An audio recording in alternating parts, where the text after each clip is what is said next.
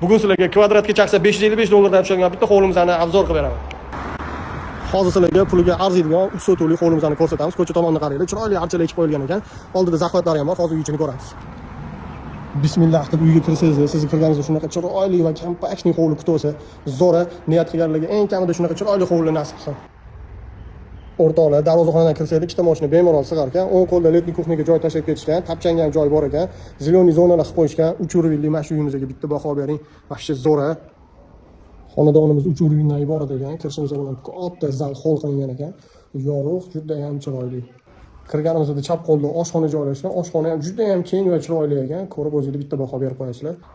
Chap qo'lda sanuzilga joy tashlab ketilgan ekan. Ozgina qiladigan ishlarimiz bor ekan. Chiroyli zinalardan ikkinchi qavatga chiqqanda yorug' tushish uchun romlar ham tashlab ketilgan. Juda ham aql bilan qurilgan uy ekan. Ikkinchi qavatdagi zalimizni qaranglar, kattaligini. Zo'rmi? Bitta like bosib qo'yish esdan chiqmasin. Bu yana bitta родительский spalnimiz, kengligini qaranglar. To'rga 6,5 ekan. Bu detskiy xonamiz.